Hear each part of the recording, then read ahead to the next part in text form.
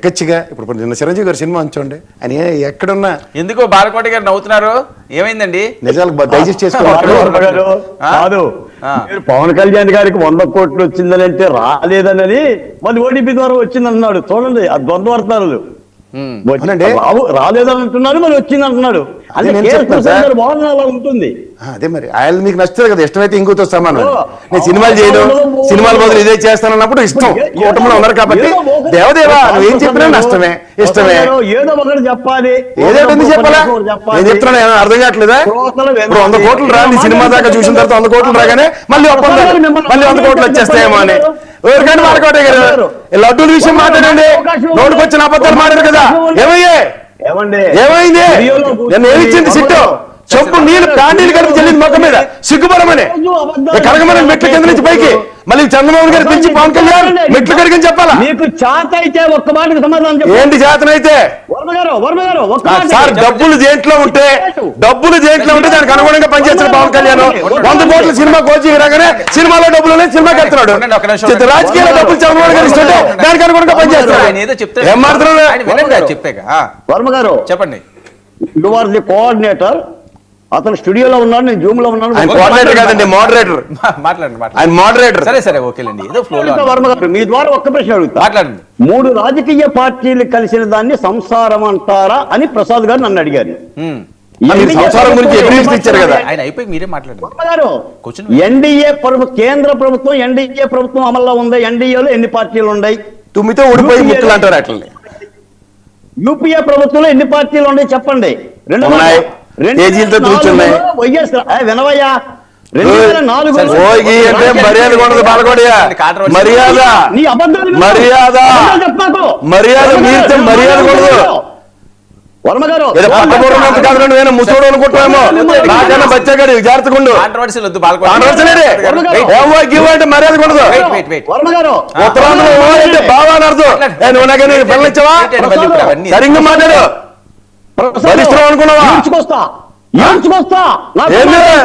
అంత సీన్ లేదే, ఎవరో భయం పడే వాళ్ళకి చెప్పు కథలు. వర్మ గారు నా మాట వినండి. 3 రాజకీయ పార్టీలు కలిస్తే అపవిత్ర సంసారం అన్నాడు. ఎవరు? మీరే అన్నారు. రాజశేఖర రెడ్డి గారు ఎన్ని పార్టీలతో కలిశారు? రామారావు గారు ఎన్ని పార్టీలతో కలిశారు? చంద్రబాబు గారు జీవితాంతో పార్టీలతో ఉన్నారు కదా. వర్మ గారు నా సబ్జెక్ట్ వినండి. ఏం సబ్జెక్టు? సంవత్సరాలతో ముడిపోయిన సబ్జెక్టులు మాట్లాడద్దు. ఈ సనాతన ధర్మం అలాగే ఉంటది. సనాతన ధర్మం ఎలా ఉందో అలాగే ఉంటాయి. వర్మ గారు మిమ్మల్ని అడుగుతున్నా. వర్మ గారు మిమ్మల్ని అడుగుతున్నా. 2004లో రాజశేఖర రెడ్డి గారు ఎన్ని పార్టీలతో జతకట్టారు? తెలుగుదేశం 1943 నుంచి ఎన్ని పార్టీలతో జతకట్టుకుంటారు? తెలుగుదేశం చెప్పండి.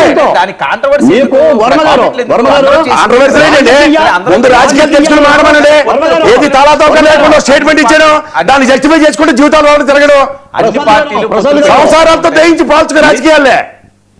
వర్మ గారు రాజకీయాల్లో రాజకీయ పొత్తులు అనేది ఒక సహజమైన రాజకీయ పొత్తులు సహజం చెప్పు.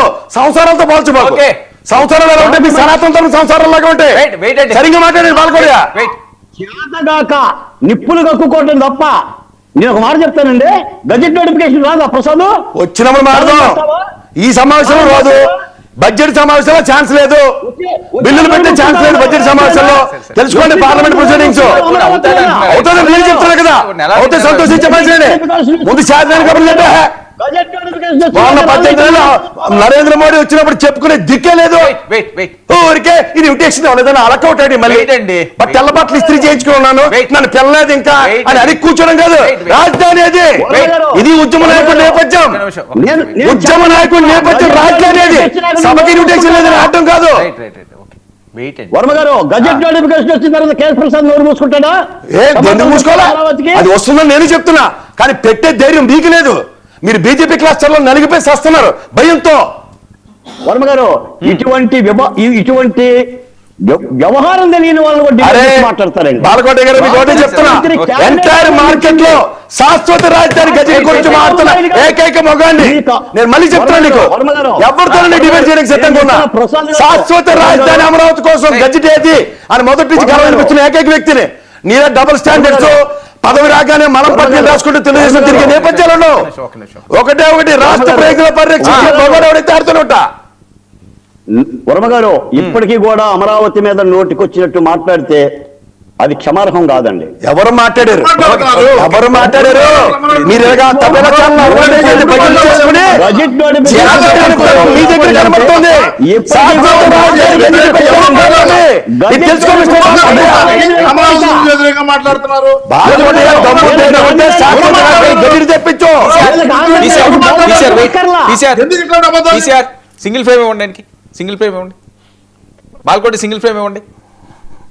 ఎవరో ఒకరు మాట్లాడండి, ఏం అర్థం కావట్లేదు. ఎందుకు కాంట్రవర్సీ అవసరం లేదు. బాల్కోటి గారు